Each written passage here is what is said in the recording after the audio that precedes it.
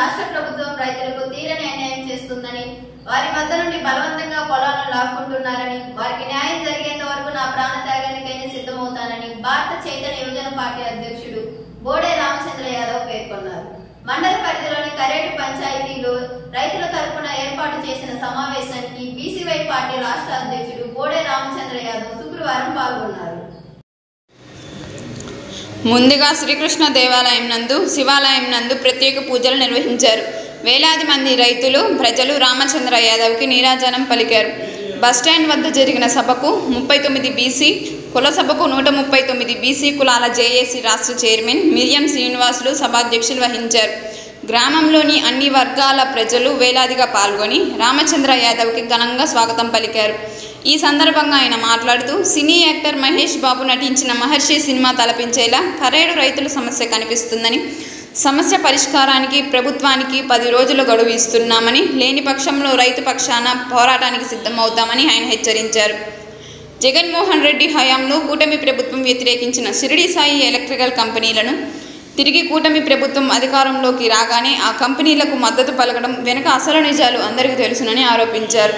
ప్రభుత్వాలు ప్రజలను మోసం చేస్తూ రైతులకు అన్యాయం చేస్తున్నాయని, అలాంటి వాటిని సహించేది లేదని, ఇండో సోలార్ కంపెనీ పేరుతో పచ్చటి పైరు పొలాలతో ఉన్న కరేడు ప్రాంతాన్ని దుర్మార్గపు కంపెనీలకు అప్పగించడం సమంజసం కాదని అన్నారు. అలా జరిగితే రైతుల పక్షాన నిలబడి ఎలాంటి చర్యలకైనా సిద్ధంగా ఉంటానని హెచ్చరించారు. ప్రభుత్వం రైతుల గురించి ఆలోచించి నిర్ణయాన్ని వెనక్కి తీసుకోకపోతే రైతుల తరపున ఆందోళనకు దిగుతానని, ఆందోళన తీవ్రతరం చేసి ప్రభుత్వం మెడలు వంచే ప్రయత్నం చేస్తానని, రైతులకు అండగా బీసీవై పార్టీ ఉంటుందని ఆయన తెలిపారు. రైతుల కోసం, గ్రామ ప్రజల కోసం ప్రాణత్యాగానికైనా సిద్ధంగా ఉంటానని, ఈ సందర్భంగా ఆయన కంపెనీలకు భూములు అప్పగించిన వారిని హెచ్చరించారు. నెల్లూరు జిల్లా కందుకూరు నియోజకవర్గం ఉలవపాడు మండలము కరేడు గ్రామం యొక్క గ్రామస్తులకు, రైతులకు సంబంధించిన సుమారు 8,300 ఎకరాల భూమిని బలవంతంగా లాక్కొని ఇండో సోలార్ ప్రాజెక్ట్ అనే కంపెనీకి కట్టబెట్టడానికి ప్రభుత్వం ప్రయత్నం చేస్తోంది. ఈ ప్రాజెక్టు యొక్క అధినేత ఎవరైతే విశ్వేశ్వర్ రెడ్డి ఉన్నారో, ఆ మాతృ సంస్థ ఏదైతే షిరిడి సాయి ఎలక్ట్రికల్స్ అనే కంపెనీ ఉందో, ఈ కంపెనీ గతంలో అనేక రకాలుగా అవినీతి చేశారు. గత ప్రభుత్వ హయాంలో వేల కోట్ల రూపాయలు విద్యుత్ ప్రాజెక్టుల ద్వారా అవినీతి జరిపించి కాజేశారని చెప్పి ఇప్పుడు ప్రభుత్వంలో అధికారంలో ఉన్న పార్టీలు, ఆ పార్టీ నాయకులు అనేక రకాలుగా పోరాటం చేశారు. మేము అధికారంలోకి వస్తే షిరిడి సాయి ఎలక్ట్రికల్స్ కంపెనీ చేసిన అవినీతిని కక్కిస్తామని చెప్పి ఆనాడు ప్రగల్భాలకు పలికారు.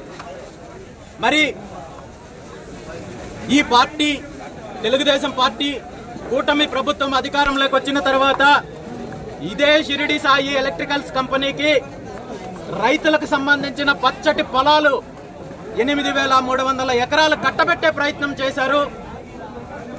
ఏదైతే అవినీతిని కక్కిస్తామని చెప్పి ప్రగల్భాలు పలికారో వాటన్నింటినీ మర్చిపోయి ఇదే షిరిడి సాయి ఎలక్ట్రికల్స్ కంపెనీ నుండి ఎన్నికలకు ముందే 40 కోట్ల రూపాయలు ముడుపులు తెలుగుదేశం పార్టీ తీసుకుంది. అనధికారికంగా సుమారు 350 కోట్ల రూపాయలు తీసుకున్నారు. కాబట్టి ఈ రోజు దానికి లబ్ధి చేకూర్చడానికి రైతుల జీవితాలలో మట్టి కొట్టి 8,300 ఎకరాలు కాజేసే కార్యక్రమం చేస్తున్నారు. దీనిని బీసీవై పార్టీ తీవ్రంగా వ్యతిరేకిస్తోంది. ఇక్కడ రైతులందరూ పూర్తిగా వ్యతిరేకిస్తున్నారు. ప్రాణం పైన మేము భూములు ఇవ్వమని చెప్పి స్పష్టంగా తెలియజేస్తున్నారు. నిజంగా మీరు ప్రాజెక్టులు ఇవ్వాలనుకుంటే, అభివృద్ధి చేయాలనుకుంటే ఈ రాష్ట్రంలో మిగులు భూములు వేల ఎకరాలున్నాయి, లక్షల ఎకరాలున్నాయి, పంటలకు సరిపోని భూములున్నాయి. అక్కడ ప్రాజెక్టులు నిర్మించే ప్రయత్నం చేయండి తప్ప రైతుల పైన మట్టి చల్లి రైతుల భూమిని కాజేసి గ్రామాలు నాశనం చేసే కార్యక్రమం చేస్తే మాత్రం రైతుల తరపున బీసీవై పార్టీ పోరాటం చేస్తుంది.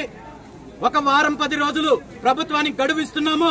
ఖచ్చితంగా ఈ గడువులోపు ఈ నిర్ణయాన్ని వెనక్కి తీసుకొని రైతుల భూములు రైతులకు తిరిగి అప్పచెప్పినట్టయితే రైతులతో కలిసి, గ్రామస్తులతో కలిసి ఎటువంటి పోరాటం చేయడానికి కూడా బీసీవై పార్టీ సిద్ధంగా ఉందని చెప్పి ఈ సందర్భంగా తెలియజేస్తున్నాను. థాంక్యూ.